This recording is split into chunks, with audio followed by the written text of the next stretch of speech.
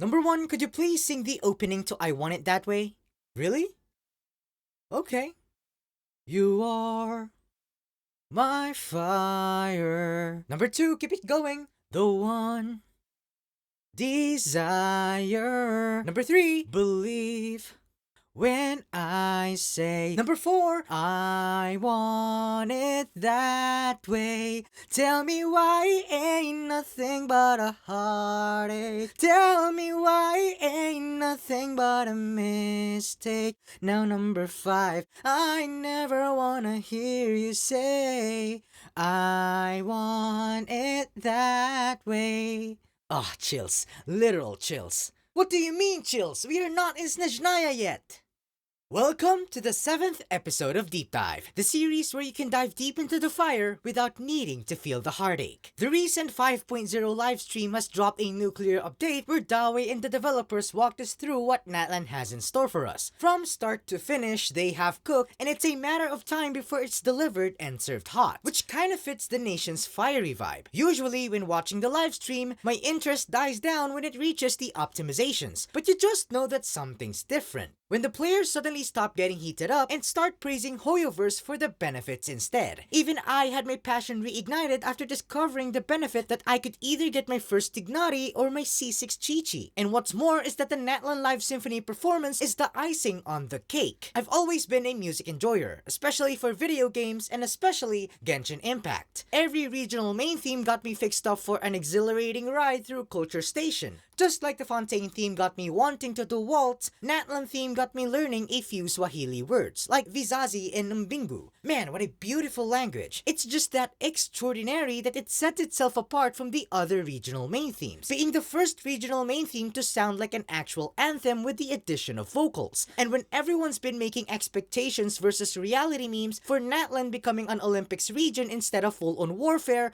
everyone gets hit by a banger anthem that just applies to both situations. What's even more interesting is that we are already getting crumbs of lore from the lyrics alone. That's not taking into account yet the delivery of the entire performance. Have you noticed? Both the Natlan main theme and the Anthem of the Savannah makes you wanna sing along? Go to the comment section and in some Genshin subreddit forums, you'll also discover that it awakens feelings of patriotism. Watching the live symphony with subtitles, you'd get uplifting lines such as "Once more victory heralds Natlan's path" and "We'll wait for you, we'll sing for you." I didn't include all uplifting lines, but trust me when I say that there are a lot more of them. Let's take this specific line. "We'll wait for you, we'll sing for you." It is sung with choral voices, emphasizing a collective awaiting a renowned individual. If you remembered what I said a while ago, I said that this did sound like an anthem, except that if you get behind Genshin's word choices, there would have to be a more befitting word. Normally in anthems, it is sung in commemoration, with a purpose to glorify or honor a particular group, body, or cause. While Natlan's main theme seems to do this, it would be a bit jarring for an anthem to include a reaching out emotional appeal like waiting for someone or singing for someone under the future tense context. If you notice further into the track, the lyrics become requesting, with lines like "Listen, the songs grow louder," and "Listen, they'll guide you home." These are not lines you'd normally find in a conventional anthem. Here, there is a heightened sentimentality. It has an emphasis towards the highlight of the moment. If Genshin were to subtly hint at Natlan's plot through this song, this would classify as the ode, like the one in the incandescent Ode to Resurrection. Normally, the titles shown in the Travail teaser correspond to the title of the last act of the respective regional arc conquest. If the Natlan Symphony performance hints to the title, then it might as well provide more hints on how the story gets resolved. From that point, we can just reverse engineer some theories to get to the bottom of the crisis, with the help of some story highlights that the developers has teased, the 5.0 trailer, and the Natlan promotional videos that Genshin has been releasing. If you wrap up the overall message of Natlan's main theme, you'd notice that it emphasizes the ideas of purpose, continuation, and remembrance. I've discussed this before during my Deep Dive 4 video. And again, the purpose here ties with the intention, as worded in the Agnetus Agate gemstone. It also answers the never-ending war that is going on in Natlan. The song implies that people in Natlan fight and go to war for the sake of their family, homeland, and nation, as well as their ideals, dreams, and future. That is very Cancerian. I really hit the mark with my zodiac analysis of the Archon quest patterns. What's interesting about the foreshadowing of the concept of war is that it completely subverted our preconceived notion of the ideal. I speculated that Natlan would have infighting, but it turns out that it won't be the case. There wouldn't be bloodshed, violence, and grief among the hands of the tribes going against each other. We are actually seeing the tribes acknowledging a common enemy in the song. Everyone seems to be fighting for the region of Natlan itself. Then we have continuation, which likely explains why the war in Natlan can't seem to end. It points out to a war that has to be fought for generations and generations to come. Hence, that's why the song had the lines, "The tale continues on and glory passed through generations." Their powers and their reasons for war are matters of inheritance. It would go on eternally until it is won at some point of time, further down the generations. Charge bearing all burdens and fight until the very end suggests that the only way to resolve the current Natlan crisis is by continuing the fight of the predecessors and emerge victorious in the seemingly never-ending war. It's genius that even in the performance, we could see the incandescent ode to resurrection, burning brighter after remembering the names of the former heroes. This would be the exact way that the people in Natlan would win the war and resolve their crisis. Now, if we reverse engineer this to how the plot would take off, as shown in the 5.0 trailer, we could speculate that Natlan is dealing with uncanny memories. Either this manifests as forgetting pieces of their history, or them losing in touch with their sense of reality and sense of place. Considering the timeline of the quests, Natlan's Archon quest would follow immediately after Bedtime Story, where we were filled in with additional lore regarding the Loom of Fate and how the Abyss uses it to implant memories at its unfinished state. In the Natlan trailer, we get to know that the Abyss has invaded the Night Kingdom and has the capacity to read the memories of this land at any given moment. It could be that the Abyss seeks some ancient power connected to the past history of the region. It could be that it's also essential for the Loom of Fate to function as it intends to be. Do you recall how the Bedtime Story quest started? We took on a commission from Vimara village that concerns a missing person who the village considers to be one of them. Weirdly enough, they don't know this missing person's name, but they are familiar with his general appearance. Now, watch this part of the trailer. From this point forward, everything we know about the real world no longer applies. Anything can happen here. There's something in the depths of this place that feels familiar, yet also foreign. Did you notice? Both the Bedtime Story Commission and this part of the 5.0 trailer involved an uncanny familiarity. If you try to listen closely, the voice who's speaking there sounds like it would belong to one of the tall female model characters in Natlan. So far, we have Mavuika, Chaska, and Xilonen. Xilonen isn't in the trailer, so that leaves us with Mavuika and Chaska. But take note, the part mentioned the words depths of this place, words that we often associate with Abyss activity. This gives us a clue that the voice is from a character that would be present in the Night Kingdom. This character would be Chaska, a mediator that according to the developers will join us in an important investigation. This is an interesting nudge because the Traveler also investigated the matters for the Bedtime Story Commission, which led to an important deduction of the situation. For Chaska, however, she's also investigating a first-hand experience of the situation at hand, which you'd realize from her remark that it feels familiar yet also foreign. In the exact moment, we can be sure that the uncertainty gives us a sign that whatever crisis is bugging Natlan isn't in full swing yet. Natlan still has time, but as Mavuika said, it's very possible that their nation has less than a year left before total devastation. You know, when a nation is about to get oofed by a crisis, it only means one thing. It's a perfect plot timing for the Traveler to come and save the day. But for some reasons, I'm a bit skeptical about what he could do. Capitano is here, and we all know that his fight with Arlecchino didn't end well for him. I wouldn't say he saved Fontaine, but something tells me he might not be able to do as much in Natlan. During the live stream, we get to know that the Traveler wouldn't be able to resonate with Pyro in the Statue of the Seven. It must have been due to some reasons, but this is definitely not a good sign. Nevertheless, we could actually get to the bottom of this reason as to why the Traveler would not be able to resonate with Pyro. The developers explain in the livestream that Natlan has a widely present substance called phlogiston that sets it apart from ordinary fire. Searching up phlogiston would direct us to the theory that combustible materials possess a fire-like weightless, colorless, odorless substance called phlogiston.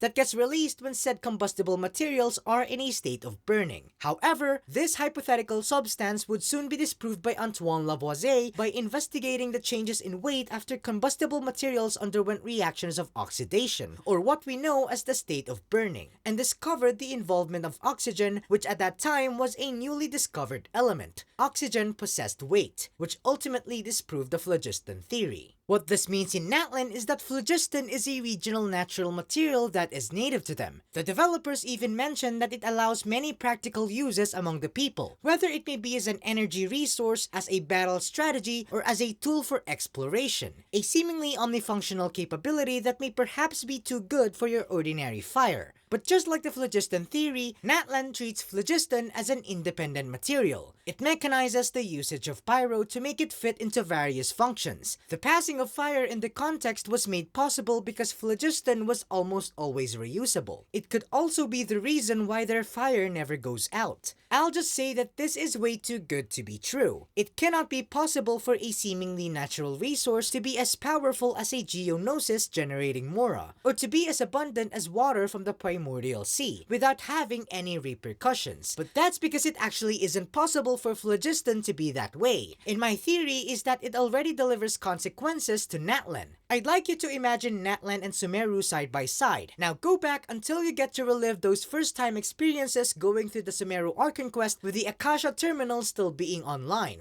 Observe the effect of the Akasha on the people of Sumeru. Now go fast forward and imagine that Natlan is already in the game. Visualize all the phlogiston and the people in Natlan making use of them. Assume that the effect it has on the people is the same as the effect that the Akasha had on the people of Sumeru. That's the issue with phlogiston. Natlan might have already been confusing phlogiston with the natural fire in association with pyro, just like how Chaska is starting to question her uncanny sense of familiarity. I won't be surprised if the Abyss invasion in the Night Kingdom corrupts the phlogiston in Natlan. At this point, what really is fire in Natlan? If phlogiston was set up to be a substance widely utilized by people, they're surely doomed once the Abyss has corrupted all phlogiston sources. But what if I tell you that the reason why the Traveler can't resonate to pyro is because the ordinary fire is already running scarce? Who knows whether it's ordinary fire or it's phlogiston that is being signified by the people's indomitable will. Remember that in the phlogiston theory, phlogiston is being released from the combustible material during oxidation, until there is no phlogiston left. If it's phlogiston that powers each individual, there will come a day where more and more people will lose their drive in battle. And when that happens, the sacred flame will slowly cease to burn, giving the Abyss the perfect opportunity for a total takeover. But even if all of those were to happen, Natlan still has that bright spark of hope. If you watch the 5.0 trailer and read into its description, it reads, a competition as fierce as a roaring inferno, and a clash as dazzling as a cascade of iridescent gems. On a hallowed night, the sparks ignited by warriors fall like stars, converging into the triumphant return of the sacred flame. The sacred flame is meant to return, even after it stops burning. And I think that when it returns, it won't be phlogiston that keeps it burning.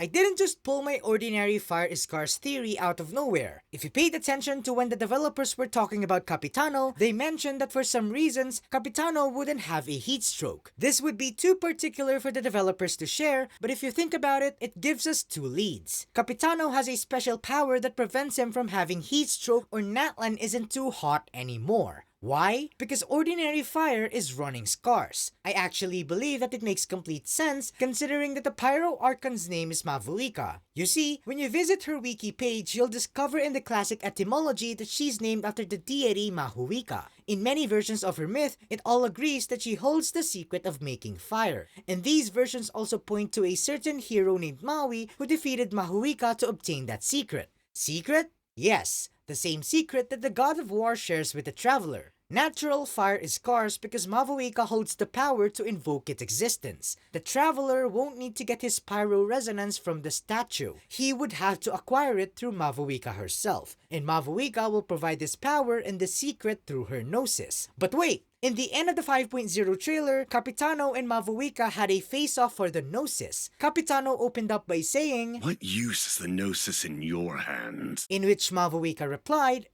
I don't know what you mean, but it sounds like this is about more than the Tsaritsa. Capitano is also after the Gnosis, but not for the fulfillment of the Tarita. It is mainly out of his personal interest. The developers actually gave us hints on what Capitano is after, stating that the reignition and the nation's concept of war are the reasons why he threw his hat in the endless ring of war. We have to look at two possible theories for this. First is that this is part of his strategy to extend his help to resolve the crisis in the most effective way possible. Knowing that Natlan is the nation of war, it would be foolish for Capitano to visit Natlan while expecting some diplomacy in regards to the Gnosis. Given how Capitano is being set up as a character, we wouldn't assume him to be just all brawl and by the book. He is called the captain for a reason. And strategy will be a vital theme in his dealings in Natlan. It is also very likely that Capitano is also aware of sacrifices being involved in the process of resurrection. Second is that Capitano is in a desperate search for an answer or a solution that he could only find in Natlan. I've seen other videos point this thing out about how Capitano could be the bloodstained knight, but there are just as many who think that Capitano might be a dragon sovereign. When I try to make sense of this theory by rewatching it again, I might as well be in full support of this theory. You see, we are starting to circle around the lore of the Gnosis and the Third Descender. The thing about Archons is that even if they lose the Gnosis, they still have control over their element. So what kind of power do the Gnosis contain? If you go back to Sumeru, Nahida used both the Dendro and the Electro Gnosis to heal Irminsul. Consequently, this resolved the Withering Crisis and in turn cured the people under the threat of Eleazar, a disease that is positively correlated with a person's elemental content that causes their body to develop dark hardened scales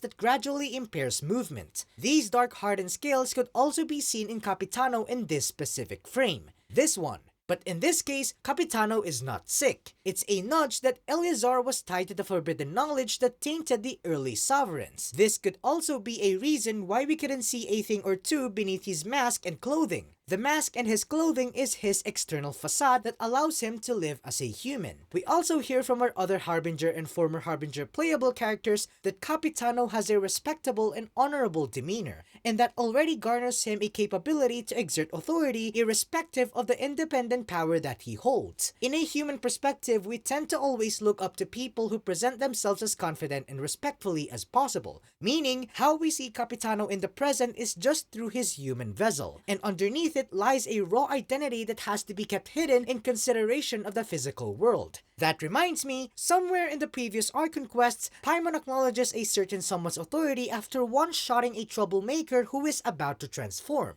Yes, I am talking about Nuvillet, a dragon sovereign who takes the form of a human. When Fossilor got executed, he turned over the Gnosis to Arlecchino after his authority was returned to him. In one of the final conversations we had with Nuvillet, we could find a major clue that would help us identify the power that lies within the Gnosis. The Oratrice has ceased to function.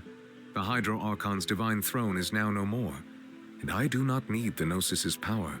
It reveals that whatever lies within the Gnosis is not of high value for the Dragon Sovereigns, at least in the context of Fontaine and Nuvillet. If we compare the crises that were present in Sumeru and Fontaine, you would notice that Fontaine didn't have as much abyssal involvement as Sumeru had with the Withering. The Primordial Sea is an ancient part of Teyvat that actually belonged to the Hydro Dragon. The only abyssal influence in Fontaine was the all-devouring Narwhal, one that could be resolved through a fight, as opposed to Sumeru where we had to clean Irminsul from its contamination. The conclusion we could get from here is that the Gnosis contain a divine power that could push back the contamination of the Abyss. Putting this under the context of Natlan, the stakes would just become greater for Capitano and the region itself. Capitano's reason for going after the Gnosis could probably involve shedding his external cover to emerge with a purer physical manifestation that allows him a better hold of his independent power. Or should I say at this point, authority. That is why he's willing to throw hands with the Pyro Archon, and expresses a commanding intent that he has in store for the region. He knows that a part of his authority lies in Natlan, or he is establishing new rules on behalf of another sovereign, who is still rendered unable due to the Abyss invasion and whatever the heck is going on in the Night Kingdom. This throws me back to my theory in Deep Dive 5, where I said that there would be a separate war outside the tournament, and that this war would precede the tournament. It turns out that I got the speculated order of the events in reverse. The tournament is implied by the trailer to be called a pilgrimage, whose purpose is to select strong warriors. Think of it similar to Kimetsu no Yaiba's final selection, but arena style. In the trailer, this selection was reinforced in the beginning, mentioning this.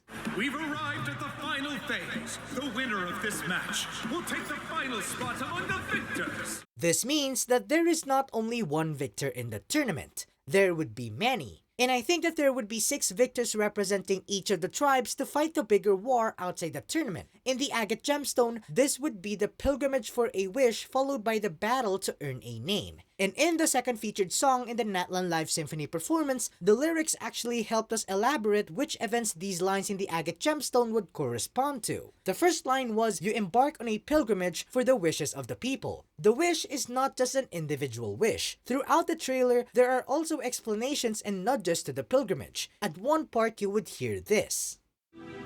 Guess I'll have to wait until the next pilgrimage. I'm still not sure why our Wayup chose me of all people. The voice seems to tell me that it was Kachina who was speaking, and she was chosen to represent her tribe. This would be Kachina embarking on the pilgrimage for the wishes of her people. We might see her battle in the pilgrimage and be among the victors who will earn a glorious name, as a line in the song suggests that you choose to battle to earn a glorious name. Also notice that she mentioned our Wayub. It suggests that every tribe has their corresponding Wayub. But what does Wayub mean? Looking at context clues, it likely points to the chief of the tribe, but searching it up, it would bring us information relating to the Mayan civilization. The etymology reads, Wayub is the plural form of Y, a Maya word with a basic meaning of sleeping, but which in Yucatec Maya is a term specifically denoting the Mesoamerican Nagual. That is, a person who can transform into an animal while asleep in order to do harm, or else the resulting animal transformation itself. Sleeping, huh? This connects us again to the Night Kingdom. However, in other sources, you would also find the information that Wayub is derived from the Maya words for to sleep and to dream. Why observe the battles when you can just dream about it, right? With this dream joke of yours, I might actually just fall asleep after hearing it. Going back, dream in this case is also in the agate gemstone, and in the Anthem of the Savannah, this dream would be the cause of someone rekindling from ashes. Reading further about Wayub, it adds that the animal transformation usually involves a domesticated animal. And if you have watched my Deep Dive 5, I discussed how the people of Natlan have domesticated saurians, and how these saurians would end up being crucial for their region's plot. Going back to the trailer again, in the mid part we would see this. Kinich, what is the meaning of this?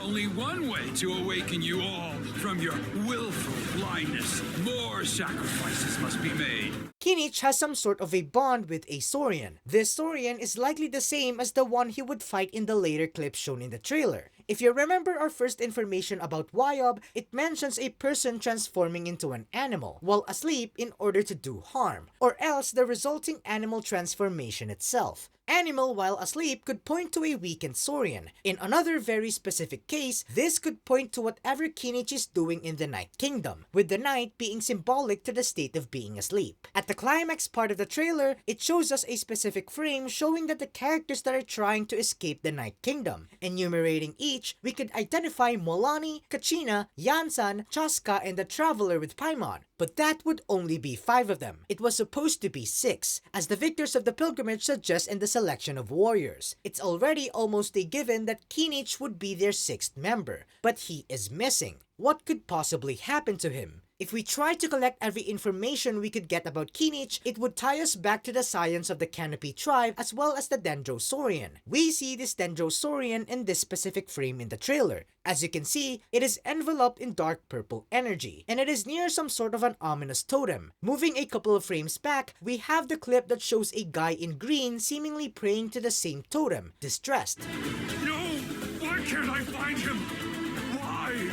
It's also important that this part of the trailer is connected to the earlier major information that we get a few seconds back, being that if someone loses against the Abyss, it would not only mean death, but a destruction of their ancient name, never being inherited again. The guy in green is distressed because he knows that his tribe is cooked, with the presumed death of Kinich, except that Kinich won't actually die. Instead, Kinich might be actually cooking. His plan is to be a Wayub. Let me explain how his exact plan works. If we go back to our other Wyob source, it actually presents us with information that they are also spirit companions that may sometimes take on physical form. It could be that Saurians have a spiritual significance. They could be the remaining ties that the tribe's predecessors have for their respective descendants. But what this means for Kinich is that he has an idea of cleansing the abyssal corruption, and it's possible by becoming a Wyob. In some way, this is his necessary sacrifice. Kinich will become a spirit guide, guiding his heritage back home, preventing them from being lost to the abyss. This will also be a setup for Kinich as one of the crucial characters in finding out about the resurrection process.